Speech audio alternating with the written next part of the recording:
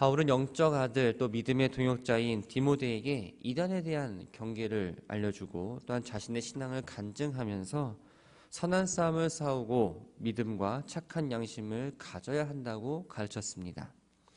오늘 살펴볼 2장과 또 내일 살펴볼 3장은 에베소 교회 안에 문제였던 교회 분열과 또 무질서를 바로잡기 위한 지침을 기록하고 있습니다. 먼저 1절부터 7절까지의 말씀은 예배의 필수 요소라 말하는 이 기도에 대해서 언급합니다. 근데 기도를 하는데 모든 사람을 위해서 기도하되 특별히 통치자들을 위해서 중보 기도를 해야 하고 그 이유가 무엇인지에 대해서 이야기하고 있습니다.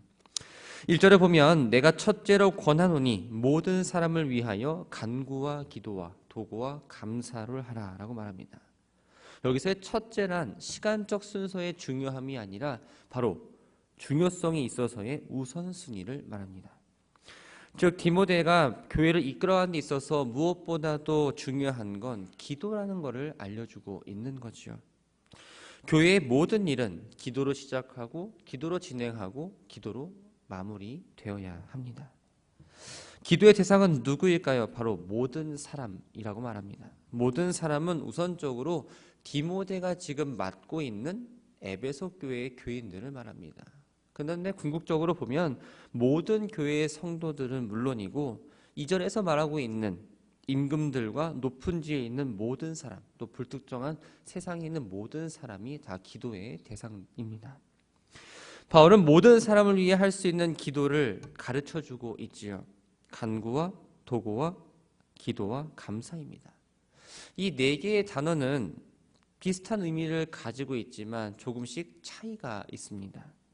먼저 간구는 긴박하고 특별한 상황이 놓여져 있을 때 개인이나 혹은 회중들이 하나님께 호소하는 기도를 말합니다.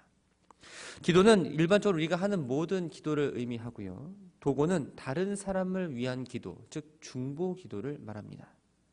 감사는 하나님의 은혜를 생각하며 감사해서 드리는 기도를 감사라고 말하고 있습니다. 당시 초대교회 전체가 이 로마 제국으로부터 박해 위협에 처해 있는 상황이었습니다. 그런데 2절을 보면 임금들과 높은 지에 있는 모든 사람을 위해서 기도하라라고 말합니다.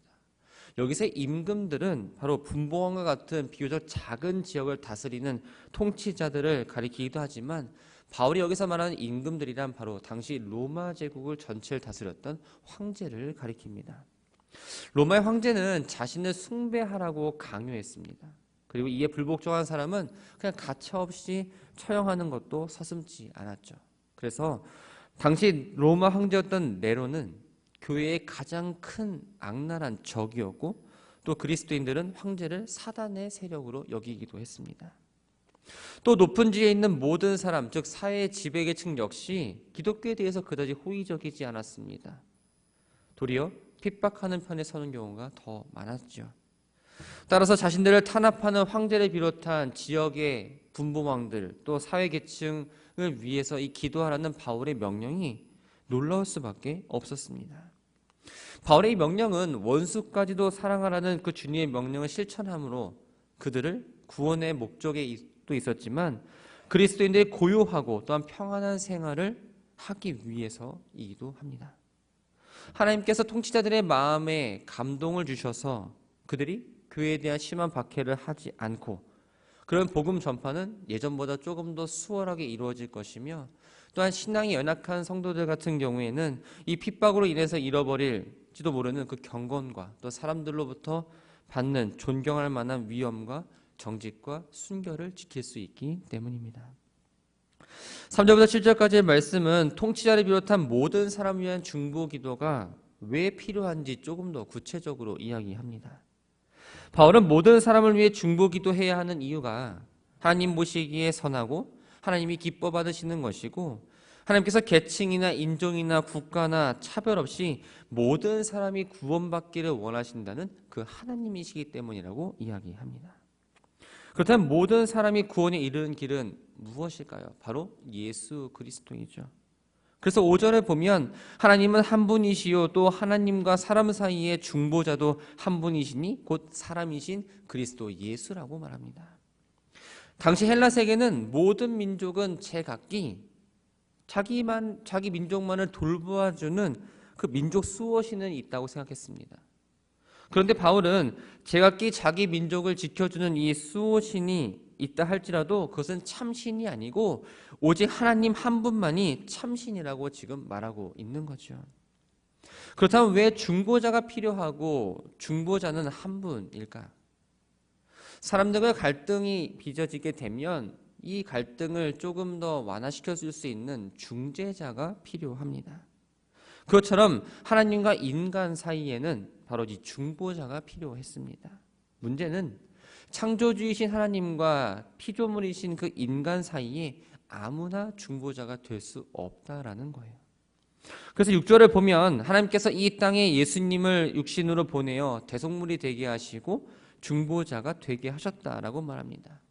이 예수님의 십자가 죽음이 모든 사람을 대신해서 또 모든 사람 위한 대속물이라는 사실은 널리 알려져야 했습니다. 이것이 바로 복음, 좋은 소식이었던 거죠. 바로 이 모든 소식이 퍼져가는 게 바로 하나님께서 원하시는 일이었습니다. 바울은 자신이 그리스도의 복음을 전하는 자와 또한 사도로 세움을 받았고 이것은 거짓이 아니라 바로 진실이라고 이야기합니다. 바울 스스로 자신이 하나님의 사도라고 강조해야 했던 이유는 무엇일까? 이 편지를 지금 받고 있는 디모데는 바울의 사도권에 대해서 인정하고 확신하고 있는 사람입니다. 하지만 당시 거짓 교사들이나 그들의 영향을 받은 사람들은 바울의 사도성에 대해서 계속적으로 의심하고 있었습니다. 로마서나 또 고린도후서나 갈라디아서를 보면 알 수 있듯이 바울은 기회가 있을 때마다 이런 비슷한 말로 자신이 복음을 위해 세움을 받은 사도라는 걸 계속적으로 이야기합니다. 8절부터 15절까지 말씀은 공적 예배 때 지켜야 할 남녀 성도들의 품행과 또한 창조 원리에 근거해서 상호간에 지켜야 될 기본적인 질서에 대해서 이야기합니다. 8절에 보면 각처에서 남자들이 분노와 다툼이 없이 거룩한 손을 들어 기도하기를 원한다고 말합니다. 바울이 손을 들고 기도해야 한다고 권면한 대상을 남자로 한정한 건 여자는 기도하지 말아야 한다는 의미가 아닙니다. 당시 그리스도인들이 모여있는 곳에 또 회당에서 예배할 때 남자들이 대표로 기도 인도를 했기 때문에 그것을 권면의 대상을 남자로 한정 지은 것 뿐이었죠. 그렇다면 특별히 남자들에게 요구되는 기도의 태도는 무엇일까요? 먼저 분노와 다툼이 없어야 합니다. 분노는 보통 하나님께서 심판의 진노를 하시듯이 의로운 분노를 나타내지만 오늘 본문에서는 그 인간의 죄성을 나오는 악한 화, 또한 누군가를 미워하는 것, 또한 성내는 것을 의미합니다. 다툼은 의심이나 다른 사람 비판할 때 일어나는 다툼 혹은 언쟁을 말합니다. 이 분노와 다툼은 2절에서 말하고 있는 경건하고 단정한 중에서 고요하고 평안을 사용하는 전혀 반대되는 상황인 거죠. 두 번째는 거룩한 손을 들고 기도해야 한다입니다. 우리가 기도할 때의 모습을 한번 생각해 봤으면 합니다. 어떤 분은 고개를 숙여서 하시는 분도 있고 또 누구는 하늘을 향해 손을 들고 눈을 들면서 하시는 분도 있을 것이고 무릎을 꿇고 하기도 하고 얼굴을 땅에 엎드려서 하기도 합니다. 오늘 본문에서 말하는 손을 들고 기도한다는 건 일반적으로 하는 이 기도 자세인데 바울이 말하고자 하는 건 단순히 손을 들고 기도하는 자세에 대해서 말하는 게 아닙니다. 기도하는 사람의 그 영적인 태도를 지금 이야기하고 있는 거죠. 다시 말하면 거룩한 손을 들고 해야 한다는 이 말은 흠없고 정결한 생활을 하는 가운데에 기도하라라는 의미입니다. 삶이 정결한 삶이 되어서 그것을 바탕으로 기도를 해야 한다고 이야기하고 있는 거죠. 9절과 10절은 권면의 대상이 여성으로 바뀝니다. 바울은 여자 성도들에게 단정한 옷을 입으라고 이야기합니다. 단정한 옷차림은 예배를 드리는 사람의 정돈된 마음가짐을 겉으로 드러내는 방식이기 때문입니다. 이렇게 정돈된 마음가짐을 바울은 소박함과 정결로 이야기합니다. 이 소박하다라는 건 좀 부끄러워하거나 공손한 태도를 말하고 정절은 마음의 건전함, 또한 성실함, 또한 순결함, 허세와 욕망과를 절제하고 질서를 따르는 태도를 의미합니다. 이것은 경솔함과 천박함과는 전혀 반대되는 품위이면서 반드시 그리스도인이 지켜야 될 미덕이라고 지금 이야기하고 있는 거죠. 바울은 단정한 옷을 입으며 소박함과 정절로 자기를 단정하는 것이 구체적으로 무엇을 의미하는지 이야기해주고 있습니다. 그래서 먼저 따은 머리를 하지 말라라고 이야기합니다. 당시 매춘부들이 자신의 머리카락을 이 탑처럼 쌓아 올렸고 그 따은 머리를 고정하기 위해서 아주 값비싼 비녀를 꽂았습니다. 이렇게 따은 머리는 경건한 마음으로 예배드리는 그 여성의 모습에 어울리지 않는 거였죠. 이뿐만 아니라 금이나 진주나 값진 옷도 마찬가지였습니다. 그래서 베드로 사도 역시 베드로전서 3장 3절에 보면 머리를 꾸미고 금을 차고 아름다운 옷을 입는 외모로 하지 말라라고 권면합니다.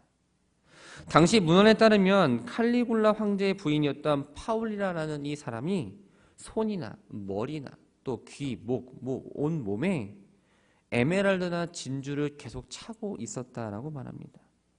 이러한 화려한 몸치장은 일반인뿐만 아니라 특히 그리스도인들에게는 어울리지 않는 차림새였던 거죠.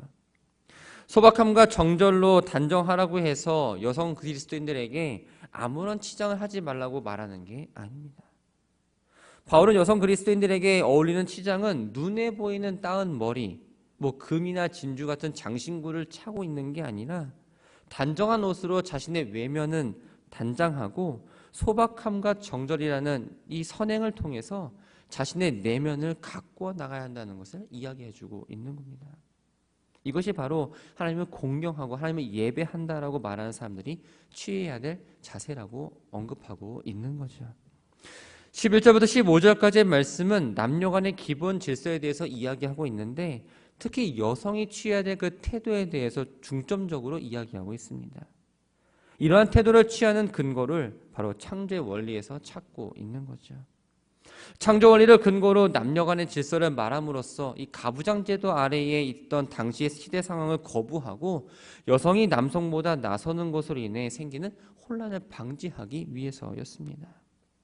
바울은 6절에서 그리스도 예수께서 어떠한 차별도 없이 모든 사람을 위해 십자가에 죽으셨다고 말합니다. 이 자체는 남성과 여성에 대한 특권의식이 그리스도 안에서 이미 없어졌다는 사실을 의미합니다. 즉 그리스도 안에서 남성과 여성은 평등하다라는 거죠. 그럼에도 불구하고 바울은 11절에서 여자는 일체 순종함으로 조용히 배우라고 이야기합니다. 조용히 하다, 단순하게 입을 막고 침묵한다는 의미가 아닙니다. 고린도전서 11장 5절에서 볼 수 있듯이 초대교회 여성들 역시 하나님께 기도를 드렸습니다. 사도행전 21장 9절에서처럼 장례일을 예언하는 일도 했습니다. 즉 조용히 배우라라는 것은 나서야 될 자리와 또 나서지 말아야 될 자리를 구별해서 분별력 있게 행동하라는 의미입니다. 12절에 여자가 가르치는 것과 남자를 주관하는 것을 허락하지 아니한다라고 말합니다. 허락하지 아니한다라는 이 말은 허락되지 않는다랑 같은 의미입니다. 바울이 자신의 생각으로 허락되지 않는다라고 지금 말하는 게 아니라 하나님의 창조 질서와 법에 근거해서 허락하지 않는다라고 이야기하죠. 당시 공적인 모임에서 여자들과 남자들이 함께 자리하는 것조차 허용되지 않는 시대였습니다. 그런데 복음이 전파되면서 남자와 여자와 같이 하나님께 예배를 드리기 시작했고 봉사를 하고 당시 시대적 상황에 보면은 이 교회 안에서 이루어지는 모든 일들이 너무나 획기적이었습니다. 그런 당시 이러한 상황은 교회 공동체를 더욱더 유익하게 만들기보다는 오히려 남자와 여자 성도들 사이에 분란과 다툼이 되는 원인이 되었던 거죠. 바울 하나님께서 만드신 창조 질서에 따라 남자는 남자로서 또 여자는 여자로서의 상대방의 그 고유 역할을 침해하지 않고 각자 본분의 성별에 충실하게 해야 하나님 창조에 맞게 사는 것이라고 생각했기 때문에 이런 가르침을 지금 주고 있는 겁니다. 바울은 여성이 순종함과 조용함을 배워야 되는 이유를 창세기에 기록된 창조와 타락의 이야기를 근거로 해서 이야기합니다. 아담이 하와보다 먼저 지음을 받았기 때문에 아담이 머리로서의 위치를 가지고 있고 여자가 속임을 당하고 죄에 빠졌기 때문에 이 여성이 남성보다 훨씬 약하다라고 이야기합니다. 즉 여성은 육체적으로도 또 감정적으로도 아주 연약한 존재라는 거예요. 그래서 베드로도 아내를 가리켜서 베드로전 3장에서 더 연약한 그릇이라고 표현을 하고 있습니다. 바울은 마지막에 여성의 구원에 대해서 이야기합니다. 구원은 믿음으로 얻게 되는 이 원리는 절대 변하지 않습니다. 그리고 이 원리는 남자와 여자 동일하게 적용이 되죠. 그런데 여기서 바울이 말하는 방법은 혹은 과정은 그리스도를 믿음으로 나타내는 데 있어서 남자와 여자의 차이가 있다라는 겁니다. 정숙함으로 믿음과 사랑과 거룩함은 남자 성도들도 중요하게 여기고 지켜야 될 덕목이긴 하지만 여자 성도들이 더욱 요구되고 있는 건 여자들이 이것을 지킴으로 해서 아름다운 생활을 하고 또한 이것을 통해 구원을 받을 수 있다라고 이야기하면서 오늘의 본문의 말씀을 마무리합니다. 말씀을 정리합니다. 사람의 신체 가운데에서 가장 많이 사용하는 그 지체는 무엇일까요? 생각해 보니까 손을 가장 많이 사용합니다. 손은 일상생활에서 사람에게 아주 유용하고 절대적으로 없어서는 안 될 지체죠. 그런데 모든 사람의 손이 다 유용한 건 아닙니다. 세상에는 남을 돕고 남을 고치고 남을 가리키고 이런 귀중한 손도 있지만 또 다른 사람의 손을 빼앗기도 하고 다른 사람을 향해서 때리기도 하는 나쁜 손도 있습니다. 하나님께로 난 우리들의 손은 어떤 손이어야 할까요? 바로 좋은 손, 거룩한 손이어야 합니다. 하나님께서 거룩하신 것처럼 너희도 거룩하라 말씀하신 것처럼 우리의 손은 하나님이 쓰시기에 합당한 손이 되어야 한다는 겁니다. 거룩한 손은 무엇일까요? 먼저 기도하는 손입니다. 신앙생활에 있어서 기도는 너무나 중요합니다. 기도를 통해서 성도들은 하나님의 능력을 힘입고 또한 올바른 신앙생활을 할 수 있기 때문이죠. 두 번째 거룩한 손은 바로 봉사하는 손입니다. 하나님께서는 우리들에게 각각 분량에 따라 은사를 주셨습니다. 그 은사를 주신 건 나 잘되고자 하는 게 아니라 이 교회를 올바르게 세우기 위해서 주신 하나님의 선물입니다. 성도들의 손은 주님의 몸된 교회를 위해서 물질로 때로는 가르침으로 섬기고 또한 성전을 청소하면서 정결하게 하는 봉사의 손이 되어야 합니다. 세 번째는 사랑을 베푸는 손입니다. 바리새인들은 그들의 손으로 11조와 감사의 예물을 철저하게 드리면서 기도하기를 쉬지 않았습니다. 그런데 예수님께서는 그들을 칭찬하지 않으셨죠. 왜 그럴까요? 그들의 손에는 이웃을 향한 진정한 사랑의 마음이 없었기 때문입니다. 네 번째, 바로 거룩한 손은 바로 전도하는 손입니다. 죽어가는 사람에게 생명을 구해주는 것처럼 더 큰 은혜는 없습니다. 하지만 죽어가는 영혼, 예수님을 모르는 그 영혼에게 복음을 전하는 그것만큼 더 귀한 사역은 없다라는 거죠. 사랑하는 성도 여러분, 여러분들의 두 손은 어떤 손이십니까? 하나님 보시기에 좋은 손입니까? 아니면 다른 사람들에게 해를 입히는 손이십니까? 세상의 헛된 것만 붙잡고자 하는 이기적인 손, 하나님 앞에 내어놓았을 때 부끄러운 손이 되지 않기를 소망합니다. 하나님은 우리의 손이 거룩해지기를 원하십니다. 날마다 기도하고 봉사하고 모든 사람들에게 사랑을 베푸는 손이 되고 복음 모르는 이들에게 복음을 전하는 그 손길이 되기를 원하십니다. 그 손을 가지고 오늘 한날 하나님께서 주신 그 사명을 가지고 살아가시고 그 손이 더럽혀지지 않고 오직 주님께서 사용하시기에 깨끗한 손으로 거룩한 삶으로 나아가는 우리 모두가 되기를 주님의 이름으로 축원합니다.